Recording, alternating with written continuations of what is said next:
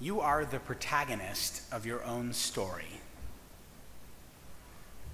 You are. This may seem obvious, but it's not. How often do we underestimate our own uniqueness, our own value? What would our lives be like if we recognized our worth not just to our family and friends, but to ourselves? Nature never repeats herself, said Elizabeth Cady Stanton, and the possibilities of one human soul will never be found in another. We are singular creatures, never known to the world before, never to be repeated. Each of us has a story. But the stories we tell ourselves is not always the story that we deserve. Lest you think my message today is about self-indulgence or arrogance, it's not. It's not about being better than others. You're not. But you are the protagonist of your story, and all of us do better when more of us understand that. A centerpiece of the Yom Kippur liturgy is the Vidui. Our confessional prayer is meant to unlock our resistance to change, to get us to honestly confront our failings so that we can improve our behavior. That's good, but it can also be a double-edged sword. What if the opposite is true? Asks Rabbi Avi Weiss of Riverdale. What if all that confessing leads to despair, to loss of confidence, even loss of one's belief in one's capacity to do good? Inspired by a teaching of Rabbi Avram Yitzchak Kook, the first Ashkenazi chief rabbi of pre-state Palestine, Weiss crafted a positive vidui following the same acrostic framework from the Machzor. See if you recognize yourself in any of these statements. Ahavnu, berachnu, gadalnu, dibarnu yofi. We have loved, we have blessed, we have grown, we have spoken goodness. He'elinu, vechasnu, zeraznu. We have raised up, we have shown compassion, we've acted enthusiastically.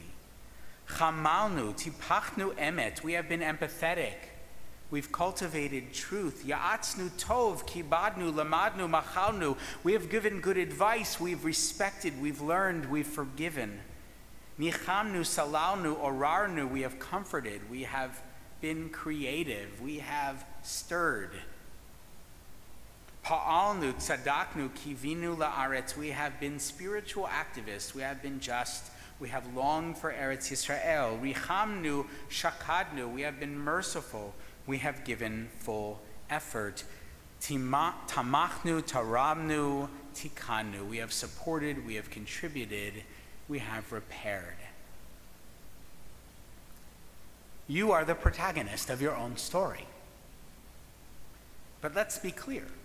The protagonist is a character. It's not the author of the tale. Autobiography is a genre of literary fiction, but it's not how Jews do Yom Kippur. Gamar Chatima Tova is the traditional greeting for today. May you finish with a good inscription. We can affect the outcome, to be sure. That's the point of tshuva. But we're not holding the quill. We're not writing the story, at least not in the way we may sometimes wish that we were. Keep this in mind about autobiography. It's retrospective. A memoir, for example, is a story that we tell ourselves and others about the life that we've lived. Sometimes those stories are honest, sometimes, well, less so. But they're stories of the past. They happened. If we try to be authors in real time, we realize quickly how little we control the narrative. There are so many forces that act upon us in our lives, people, events, the functionality of our very bodies, just to name a few. We might influence those forces, but they're not wholly within our control. The story of our lives is being written with each breath that we breathe, every time we wake in the morning, when we take a step forward. But we are contributing authors at best. And that can feel frustrating. Who among us doesn't want more control over our lives? Who among us has not, at one time or another, felt some real loss when we discover the limits of our own agency? But noticing and accepting those limits, my friends, can also be liberating. What's the difference between pain and suffering? Asks Rachel Cowan and Linda Thal in their book, Wise Aging. Pain is genuine hurt, physical or emotional. Suffering is the additional distress we experience as a result of the stories we tell ourselves about our pain. Our problem isn't that we lack unmitigated control over our lives. The problem is many of us are not so good at valuing our place in our own narrative. I think the challenge for most of us is that we spend far too much time berating ourselves or beating ourselves up for various things. Do you ever do that? Does it add value to your life? Can you be kind to yourself and still self-critical?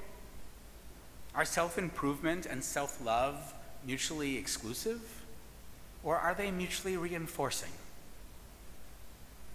Sometimes we make ourselves into the antagonist of the story. But most of the time, for most of us, I don't think it's about being the villain. I think we see ourselves as bystanders. It can seem like we're extras on the set of our own lives, and the result is that we feel less and less accountable for our lives. That's not my fault. That's not my problem. Who am I? What could I possibly do differently that would really change the outcome, let alone what could I do to change the world? But Chevra, change the world we must. That's why we're here. That's why God entrusted this planet to us. That's why we're given the gift of Torah. That's why Isaiah challenges us in the Haftarah that we read today to unlock the fetters of wickedness, to untie the cords of the yoke, to let the oppressed go free. That's why he says, share your bread with the hungry, and when you see the naked, clothe them. All of it, he implies. So our fast today should matter. You are the protagonist of your own story. But being that doesn't mean that we notice it, doesn't mean that we act on that premise. Jonah, you may recall, in the story we'll read later this afternoon, boarded a ship and sailed the exact opposite direction just to avoid this call. You know what makes people believe their own story? Other people's stories. That's what Robin Fivish, psychologist at Emory in Atlanta, says. Knowing how to listen to others' stories is just as important as being able to tell your own story. And Jeremy Sue, biologist at Chapman University, explains that we think in narratives all day long. Our brains are wired to process stories, and when we hear a story, we want to relate it to our own experiences. So today, I want to tell you a story. It's a true story with multiple characters spanning several generations. It's a story of hope and redemption set against a backdrop of brutality, manipulation, hate, and fear. It's a story of loss and discovery, of compassion and cruelty, a story of Baltimore and America. It's a tale of Jews, African Americans, and allyship. It's a story of how words, ideas, and music combine across space and time to change the world. In other words, it's a story of those who understand the importance of stories and the power of protagonism. And in that sense, it's a Yom Kippur story. Let's start with Jennifer Mirapol, executive director of a philanthropy called the Rosenberg Fund for Children. The fund was established to provide for the educational and emotional needs of children whose parents have suffered because of their progressive activities and who therefore are no longer able to provide fully for their kids. The Rosenberg Fund was founded by Jennifer's father, Robert Mirapol. One recent grant went to purchasing a computer for 2 teenage girls in Oregon whose mother received death threats from the KKK for her efforts to desegregate a local housing project. Another grantee received music lessons and recreational activities for his 8 and 12-year-old daughters. The father is incarcerated, and there he advocates for prison abolition in his poetry and writing. His views have resulted in prolonged periods in solitary confinement, violent attacks, additional charges, and denial of communication with his family, according to the Rosenberg Fund website. What motivated Robert Mirapol to focus his activism in this area? Well, he and his brother were born with a different last name. Robert and Michael Rosenberg were 6 and 10 when their parents Ethel and Julius Rosenberg were executed for conspiracy to commit espionage. At the height of the Cold War and the 1950s Red Scare, J. Edgar Hoover and the federal government wanted to make an example of the Rosenbergs. Now, my goal here isn't to relitigate the Rosenberg trial, though there's pretty good evidence that Ethel was basically innocent and Julius, though a Soviet spy, was not guilty of crimes grievous enough to warrant the death penalty. Robert and Michael knew what it was to suffer due to a noxious environment poisoned with anti-Semitism, racism, and political fear-mongering. But they also knew what it was to be aided and cared for by those who refused to give in to those toxic forces. They bounced around from home to home, though, with some family members afraid to be in any way associated with the Rosenbergs or with communism. Then, at a Christmas party at the home of W.E.B. Du Bois, Robert and Michael were introduced to Anne and Abel Maripol. They were sweet, funny, and generous. Plus, they had endured their own suffering, having given birth to 2 stillborn babies they named Louis and Alan. So these 2 people with love to give and having experienced loss decided to open their home to 2 young social pariahs as an act of generosity that not only may have saved their lives, but also inspired their adopted sons' future paths as college professors and activists. But there's another layer to this story. And for that, we need to rewind more than a decade before the Rosenbergs' infamous trial and execution. On April 20th, my birthday, in 1939, though, Nazi Germany celebrated a new national holiday, the 50th anniversary of the Fuhrer. Joseph Goebbels, Minister of Propaganda, orchestrated a lavish spectacle including a military parade with over 40,000 German troops, 162 planes of the Luftwaffe flying overhead. The parade lasted for more than 4 hours. There were 20,000 official guests, several 100,000 spectators. That very same day, April 20th, 1939, across the ocean in New York City, Jewish producer Milt Gabler was recording a song at Commodore Records in Manhattan. The recording from that day would go on to sell more than 1 million copies, would be performed around the world, and was named by Time magazine as the best song of the 20th century. The song was Strange Fruit, and it was performed that day by Baltimore's own Billie Holiday. Lady Day sang the song for her friend Milt Gabler when John Hammond, her own producer, because of its content, refused to record it. It brought Gabler to tears. By the 50s, protest music was common, but in 1939, at the height of Jim Crow, no one was singing songs like that. The author Dorian Lynskey describes Strange Fruit in 33 Revolutions Per Minute, his history of protest songs. Strange Fruit was not by any means the first protest song, but it was the first to shoulder an explicit political message into the arena of entertainment. Unlike the robust workers' anthems of the Union movement, it did not stir the blood, it chilled it. That's about the ugliest song I have ever heard, Nina Simone would later marvel. Ugly in the sense that it is violent and tears at the guts of what white people have done to my people in this country. For all these reasons, it was something entirely new, writes Lynskey.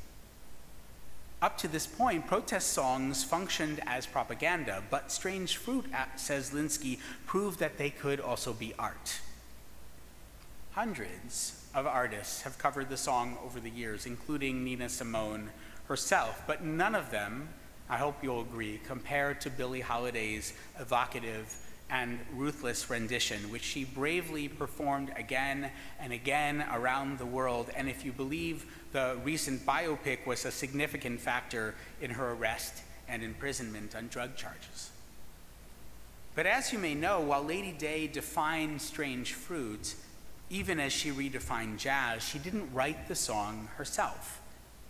Strange Fruit was first published and then set to music by one Lewis Allen. Who was Lewis Allen?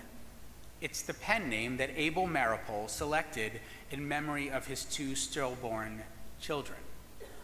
Maripol, a white Jewish high school teacher from the Bronx, was involved in civil rights and social justice causes. He was also a member of the Communist Party, which was common for those who cared about racial justice in that era.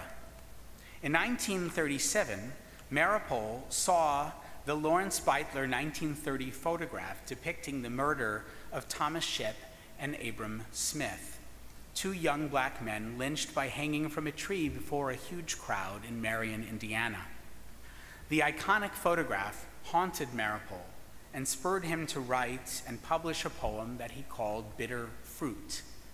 He later changed the name, added music, and at Cafe Society, the only racially integrated nightclub in Manhattan, played the song for Billie Holiday, who began to perform it. It would quickly become the American anti-lynching anthem, a graphic and poignant protest against the illusion of Southern gentility and a counterassault against the legacy of American white supremacy.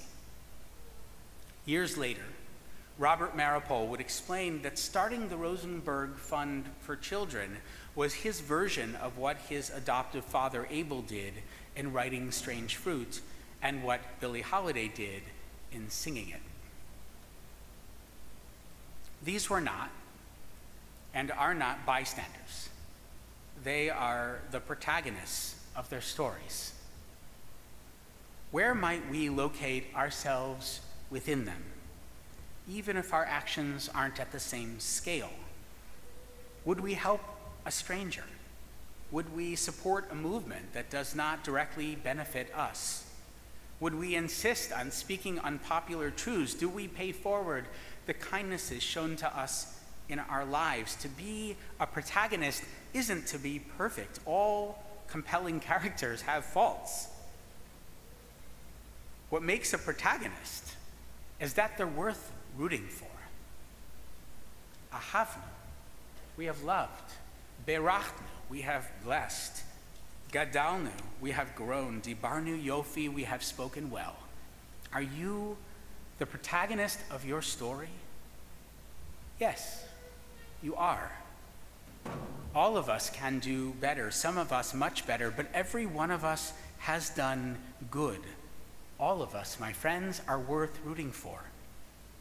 Rabbi Nachman of Bratslav challenged his disciples to see the nikudot tovot, the good points in others, and most especially in ourselves. This year, let's confess all the ways that we have been our story's protagonists. Let's not be our own adversaries. Let's not be bystanders, even as we notice our growing edges. Let's honor our many strengths and accomplishments too. Let's be honest about the things and the moments we can control and celebrate the ones that have been worthy of our better angels. On this Yom Kippur, we may not be able to single-handedly inscribe ourselves into the book of life, but we can at least tell ourselves the story that we deserve. Shana Tova, Gamar Chatima Tova. May we be inscribed for good.